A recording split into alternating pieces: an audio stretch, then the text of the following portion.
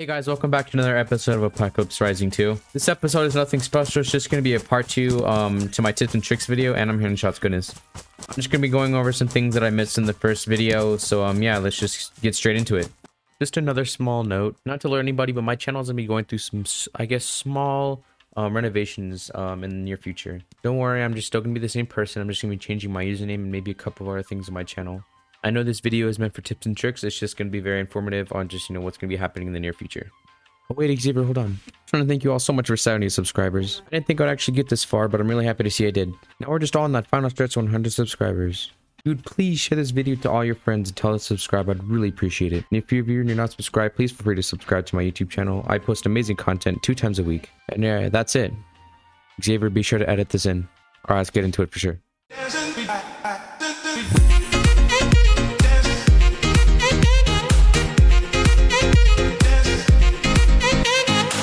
We're back. I just disconnected for some reason. Oof.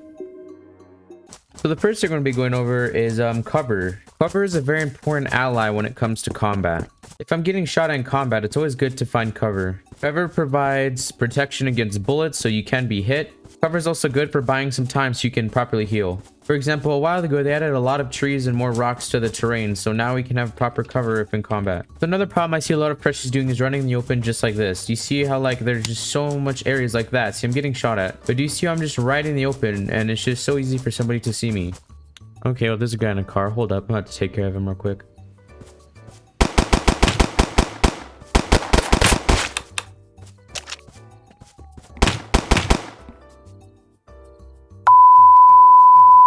If you would have watched my first video, you'd know that it's not good to shoot at zombies.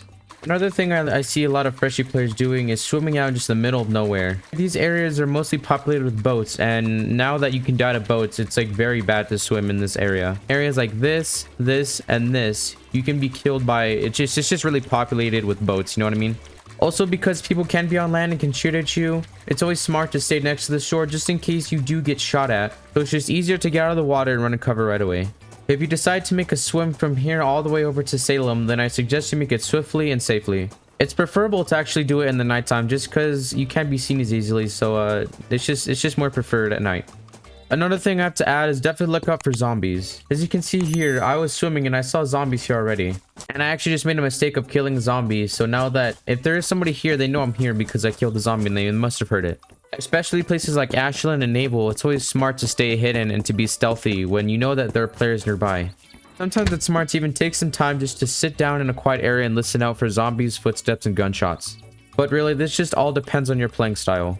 Another big issue I see is definitely AFK walking. AFK walking can be very helpful sometimes, but it can also get you killed. I've run into so many players AFK walking and they were actually really geared and I was able to kill them with only a snub nose. I'm not saying that it's bad to AFK walk, just be smart where you're AFK walking at. As you can see, this isn't a good area to AFK walk. It's just so open and, if anybody, say somebody was right there, for example, they could shoot at me and I'd be dead in seconds. Places like this are more suitable for AFK walking. It's just so dense and full of cover that if you were to be shot at, you can hide right away. And another thing, when you're AFK walking, do not leave your desk. If you have to go use the bathroom, find cover and then hide there and then go use the bathroom. It's just more practical. And also remember that zombies can be a big advantage. As you can see, there's zombies spread all around Lockport. If my combat is based towards more sniping, then it'd be more preferable to have these zombies alive. Because these zombies are here, it allows me to have them as sort of a trap, so if anybody is near, they will be triggered. The zombies will allow me to locate them because I'll run right towards them. If somebody was running down here and all these zombies started running towards them, it's easier to snipe them as they're busy dealing with zombies. As I said in my previous video, it's not good to shoot zombies, but somebody told me that it could be an advantage as well. Not necessarily shooting at zombies, but if you shot a few times, it could attract players nearby. If you're the kind of person to be like a trapper or a hunter, then it's more preferable to do that instead. Instead of going out for looking, you can attract everyone nearby to your exact position. You could shoot a few times and then everybody will come and then you'll wait for them and then you could kill them. Like I said before, it's just more of your playing style and how you choose to play the game. So another thing I also wanted to go over are gun sights. As you can see here, this Model 780 is already equipped with a sniper rifle scope, I guess. So to my knowledge, there's currently 7 sights in game. That includes the holographic sight, the rifle scope, the CQR, the OCR, the reflex sight, the prism sight, and the cobra sight. These sights can be found all around the map. You can even find them in civilian houses like this one. Oh, and I'm getting...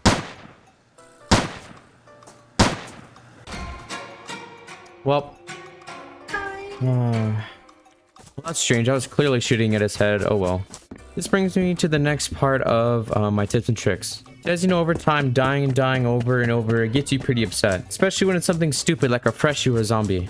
It should be scientifically proven that playing games for a long time, it just affects your gameplay altogether. In my opinion, I think fatigue and just being tired of dying and not being in a positive mood affects the way you play and how good you are. Some days, I just have to wake up before I play AR, because if I'm too tired, then I totally suck. If I've been playing for a couple of hours and I've died over 8 times, then I think it's time for me to get off. It's just good to know your limits, and you know, some people can die and die over and over, and there's some that could die once and totally lose it. But just know that the way you feel and your energy, it totally affects your gameplay.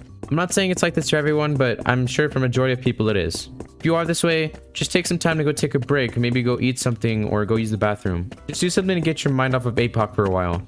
Once you're finally cooled down, just hop back on and you'll be totally brand new. Maybe take a nap, you know, just rest your eyes for a bit. So like I've also said before, people have asked me what are the best guns to use in game. My personal 100% true opinion is I don't think it's the gun that matters. I think it's the player. Just because of the fact that I know people are really good with snipers, but awful at using close range SMGs or automatics. People are really good at using close SMGs and automatics when it are not as good with snipers. I don't know what I just said. But I think if you're drawn to more slow gameplay, I think snipers are for you. But if you're drawn to more just fast, you know, straight up gameplay, I definitely think that it's good to carry an AK or something. Oh, oh no, what'd I just do? Oh my goodness, dude. All right, well, I'm dead. I'm just gonna heal right before I fall to my death. All right, can't use it, dude. All right, well, see, you know what I mean? Oh, well, I didn't die. Okay, well, let's just keep on with the tips and tricks video. Also, along with just the way you use guns, also remember that some guns have higher recoil than others. Recoil can totally affect your accuracy, and if you're not good at handling high recoil weapons, then use something that doesn't have as much recoil. AKs are a really good example of high recoil weapons. Their recoil is totally insane. I mean, if you can handle an AK, go for it, but if you know you can handle the heat, just use an AKS-74U, you know what I mean? Something else I definitely missed was teaming, that's for sure. As you can see, if I go on my player list and I click on, say, this person, for example, and I click invite to squad, I'll wait and see if they join.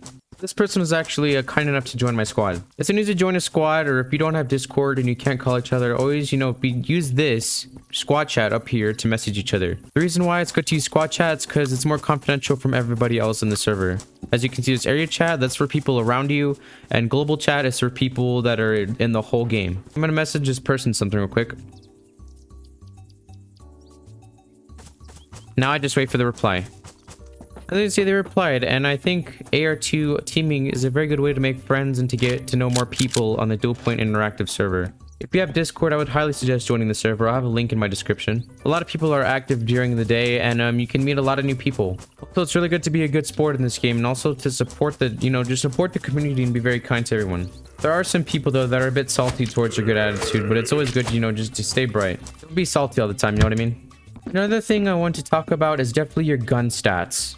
I went over briefly just about guns and, you know, what they're good for, but I didn't go over, like, their stats and what guns are actually good, you know. If I go in my inventory, you can see that I have M1 Garand and a Lupara shotgun. If you see here, base damage is 23, the max damage is 32, which is basically headshots, and the fire rate is 400. See, my base accuracy is 56%, my ADS accuracy is 96%, and has 75% stability. The reload time is 1.8 seconds, and the ammo type is 7.62mm Springfield. On my Lupara, my base damage is 48, and my max damage is 60. Because it's a shotgun, you're not going to get good accuracy.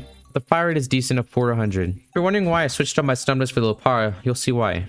The red on the stats and the green signifies what Lupara is good at and what the Lupara isn't as good at compared to the Snubnose. As you can see, the damage is way higher on the Lupara compared to the Snubnose, and so is the max damage and fire rate. But the Snubnose is way better when it comes to full damage, range, velocity, base accuracy, ADS accuracy, and stability. And also think about the, like, you know, just gun type. If you like shotguns, just close range, pow, then it's really good. If you really go just a little semi-automatic Snubnose, then go for it. Usually when I find weapons and I don't know which one to take, I usually look at those stats. I'll hover over it in the ground and I'll see what it is and if I should take it or not. Also think about the ammunition type. If it's an ammunition that's rather rare, then I would suggest maybe keeping it as a secondary primary or just, you know, not taking it at all. If you have more ammo for a weapon and you want to take another weapon, just think about, are you really good at this weapon and is it really going to help me? Am I gonna have the ammo to take on people, or will I just run out of ammo before? I just found a Mac 10. I'm definitely gonna switch it out for my Lupara. The fire rate is 1900, which is extremely good. Max damage is 22 to the head and 15 to the body. Not as good as the Lupara, but it's just way faster and get the job done way quicker. I'm hearing gunshots and somebody's shooting at zombies. Not smart.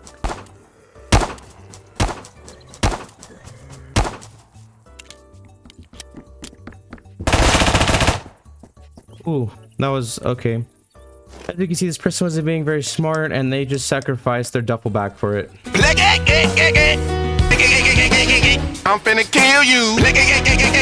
I'm finna drill you. This is what I'm telling you. Do not shoot at zombies, dude. It's not smart. It's not worth it. I promise. I don't know why it's so hard just to like knife the zombies, dude. It's just so easy just to get it over with and like not worry about making so much noise. Another thing I also wanted to mention was loot farming, or I guess, you know, just like having a loot route. Personally, I like just to find my loot, but you know, others do like to just grind it out. Right now, I'm actually going to share with you guys what I think is a really good loot route, you know, just, you know, wherever you spawn. As you can see here, there's a heli crash right here. There's university right here, and there's also RA right here. And there's Buford here as well. Good route would be, you know, there's a military box at university. There's a military box here, and there's also one at RA. If you were smart, you'd go here, loot everything, loot heli crash, loot here, come back here, loot here, you know, loot police station, here, here, just kind of a Y shape, you know what I mean? But there's more simpler ones, just like RA from here to here, or here to here, here. Just all depends on what you're looking for. Another good one would be Old Chapel in here. There's a duffel spawn in a little house on the end of Huron. It would be smart if you can, you know, check that, then run up to Old Chapel, maybe find an AK or an AKM. Over here, Coastal Bunkers and Ashland. You loot Ashland, you know, look for duffels, look for ammo, look for sights, then come here and maybe find a PKM. Over here on Mackinac Island, you can, you know, loot mortar, go to Smuggler's Airstrip, and then go back to mines, and then, you know, just keep going over and over and over. There's just so many combinations you can do. Those are just some that I use. The other thing I wanted to go over, as you see here, do you see this just like reddish circle? This is a combat zone. This is where I decided to shoot at that guy with my Mac 10 in the back. Because I shot at him, I went into combat. If I were still in the zone, there's a timer for 5 minutes going down currently. As soon as that timer is up, this red circle will disappear. If I were to shoot at that person again, the timer would reset and it would stay for another 5 minutes. This could be an advantage because if I were to shoot at a building and I didn't know where somebody was, and if I went into combat and I shot at a building, then I would know that they're in that building. See, like I thought they were behind this door. If I shot at this door and I went into combat, I would definitely know that they're right there. The timer would reset and I'd be able to know that they were here and I could rush from the other side.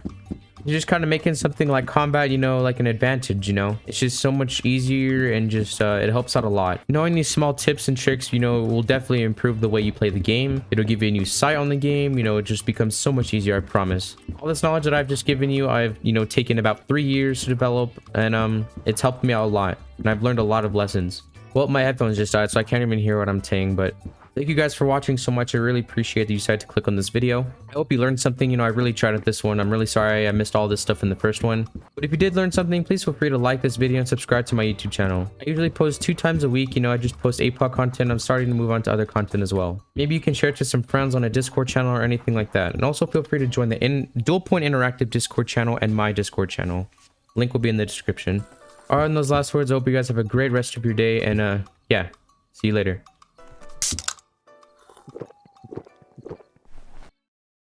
Dancing.